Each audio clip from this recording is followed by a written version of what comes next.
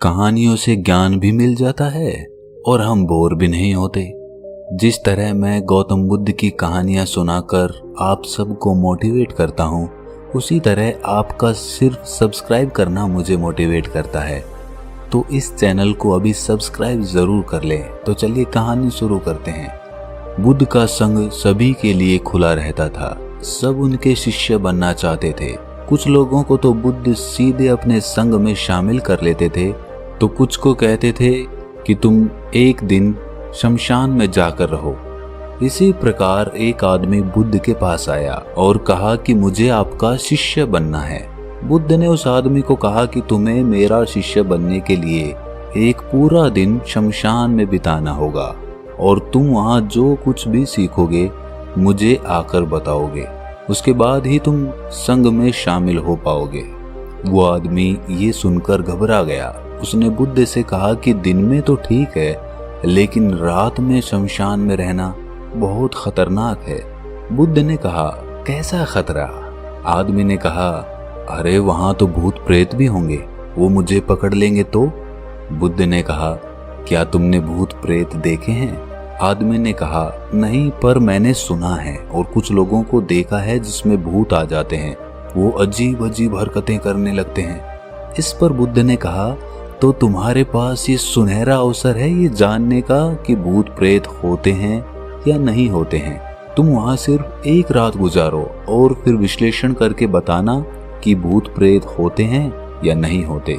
अगर तुम्हें वो मिल गए तो तुम उनका विश्लेषण करना कि वो कैसे होते हैं, और अगर नहीं मिले तो तुम ये भी जान जाओगे कि वो नहीं होते हैं। तुम घबराना मत, वहां जो भी घटना होगी तुम आकर अगले दिन मुझे बताना। आदमी ने कहा, ठीक है बुद्ध, अगर आप कहते हैं तो मैं एक पूरा दिन और रात शमशान में गुजार लूंगा। बुद्ध ने कहा, तो फिर ठीक है, अभी तुम आश्रम में आराम करो और कल सुबह ही शमशान के लिए निकल जाना। बुद्ध ने अपने 4 शिष्यों को कहा कि ये आदमी कल शमशान जाएगा, तुम उसके पीछे जाना और उस पर नजर रखना, उसका ध्यान रखना, पर याद रहे उसे ये बात पता ना चलने पाए कि तुम उसका पीछा कर रहे हो।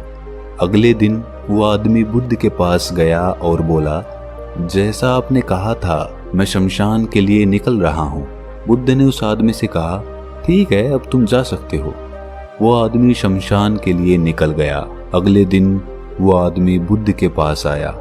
बुद्ध उसे देखकर मुस्कुराए और बोले, तुमने एक पूरा दिन वहां पर गुजारा, तुमने क्या देखा और क्या सीखा?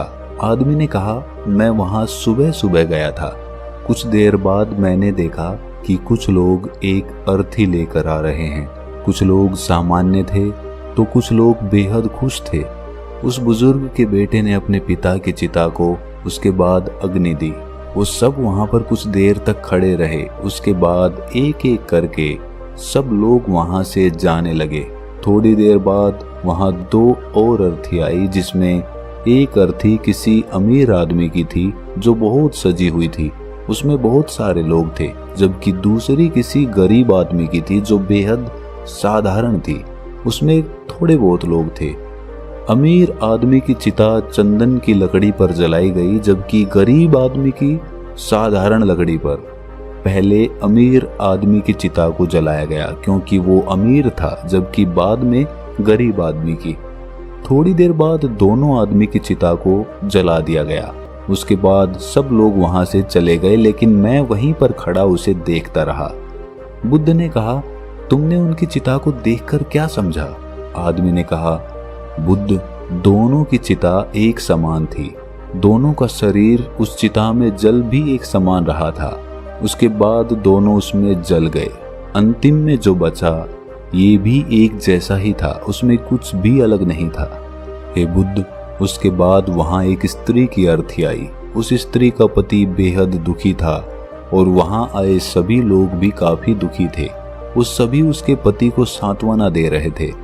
उसमें मैंने देखा कि बहुत लोग काफी ज्ञानी थे। वो ज्ञान की बातें कर रहे थे। वो सब महाज्ञानी कह रहे थे कि यहाँ तो एक न एक दिन सबको ही आना है। जीवन हमें ज्ञानता और परोपकार से जीना चाहिए। किसी को कभी भी कष्ट नहीं देना चाहिए।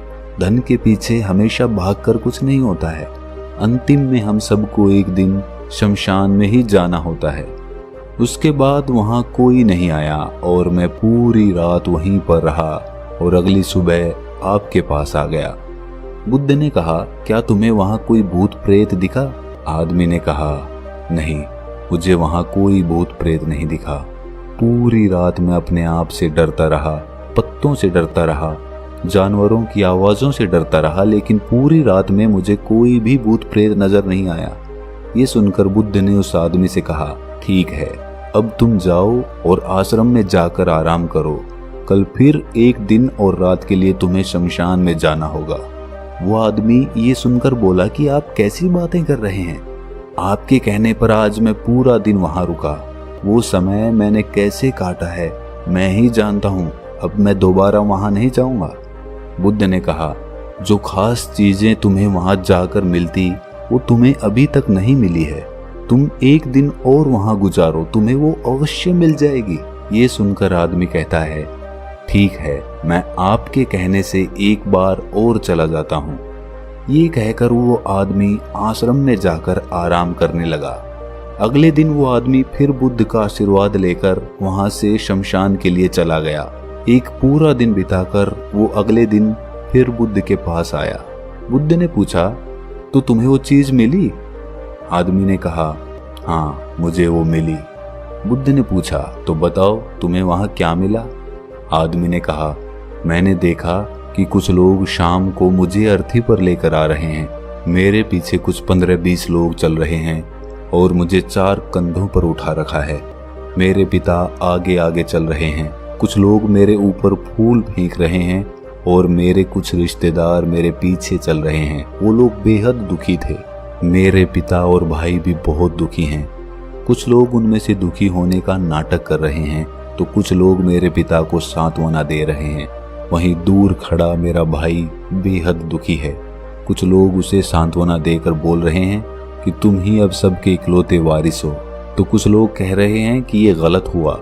वो लड़का तो अभी जवान था, अभी तो उसने कुछ देखा भी नहीं था और उसके साथ ऐसी घटना हो गई। तभी मुझे अर्थी पर लिटा दिया गया और सारा क्रियाकर्म खत्म किया जाने लगा। मैं ये सब अर्थी पर लेटे देख रहा था। मैंने उस अर्थी से उठना चाहा लेकिन मैं उठ नहीं सका। मैं सांस लेना चाहता था लेकिन सांस भी नहीं ले पा रहा था क्योंकि मेरे अंदर सांस ही नहीं थी। मैं अपने पिता को गले लगाना चाहता था लेकिन मैं उठ नहीं सकता था। मैं अपने भाई को गले लगाना चाहता था, उसे कहना चाहता था कि तुम माता पिता का ध्यान रखना, लेकिन मैं बस लेटा लेटा सब कुछ देख सकता था लेकिन कुछ कर नहीं सकता था। उसके बाद मेरी चिता पर लकड़ियां सजाई जा रही थी और मुझे उस चादर के पार कुछ दिखाई नहीं दे रहा था। फिर उसके बाद मुझे गर्मी महसूस होने लगी। फिर मैंने देखा कि मुझे जलाया जा रहा है। मेरे हाथ पैर जलने लगे हैं, मेरी हड्डियां, खाल सब जलने लगा था। धीरे धीरे अग्नि और ज्यादा बढ़ गई थी। मैं वहां से उठना चाहता था, मेरा दम घुट रहा था, मैं सांस लेना चाहता था लेकिन मैं ऐसा कुछ नहीं कर पा रहा था। मैं उस अग्नि में पूरी तरह खो गया। मैं पूरी रात खुद को ऐसे ही जलता हुआ देखता रहा। मैंने देखा कि अंतिम रूप में मेरे पास केवल राख ही बची हुई थी। उस पूरी रात ना तो मैं डरा ना ही मुझे डर का एहसास हुआ। पता नहीं मैं पूरी रात कहाँ खोया हुआ था। और सुबह होते ही मैं आपके पास आ गया बुद्ध। बुद्ध मुस्कुराए और बोले कि अब तुम संघ में शामिल हो सकते हो और वास्तव में ध्यान और ज्ञान होने के लिए ध्यान का बीज अंदर होना जरूरी है। वो बीज तुम्हें वहां कल रात मिला जब तुमने जाना कि वहां सब कुछ नश्वर है। इस दुनिया में सभी आदमी शमशान में जाने के बाद ये तो देख लेते हैं कि सभी को वहां जाना है, लेकिन जैसे ही वहां से बाहर निकलते हैं वो सब कुछ भूल जाते हैं और फिर अपनी जिंदगी वैसे ही जीने लगते हैं, वैसे ही कर्म करने लगते हैं, वैसे ही अधर्म करते हैं, वैसे ही लालच करते हैं और वैसे ही क्रूरता दिखाने लगते हैं। और जैसे ही शमशान में जाते हैं सब धार्मिक हो जाते हैं। पहली बार जब तुम शमशान में गए तो तुम भी उन्हीं ज्ञानी आदमियों की तरह थे, जैसे कि वहां सभी महाज्ञानी आदमी आते हैं और जैसे ही तुम दोबारा वहां गए और आज वापस आए तो तुम्हारे अंदर भी ज्ञान का बीज उत्पन्न हो गया था। हम तब तक जीवन को नहीं समझ सकते जब तक हम मृत्यु को नहीं जानते। जो आदमी बीमार है वो स्वास्थ्य के महत्व को समझ सकता है। जो ध्यान का बीज तुमने कल रात पाया, अब उसे तुम्हें लक्ष्य बनाना है और ऐसा विशाल लक्ष्य तुम्हारे अंदर उत्पन्न होगा जो सभी को ध्यान की छांव से परिपूर्ण कर देगा। तो दोस्तों, अगर ये कहानी आपको ज्ञानवर्धक लगी तो इसे अपने दोस्तों, मित्रों और रिश्तेदारों के साथ साझा जरूर करें और हमारे चैनल को सब्सक्राइब करना ना भूलें। तो मिलते हैं अगली किसी कहानी में, तब तक के लिए अपना ख्याल रखें।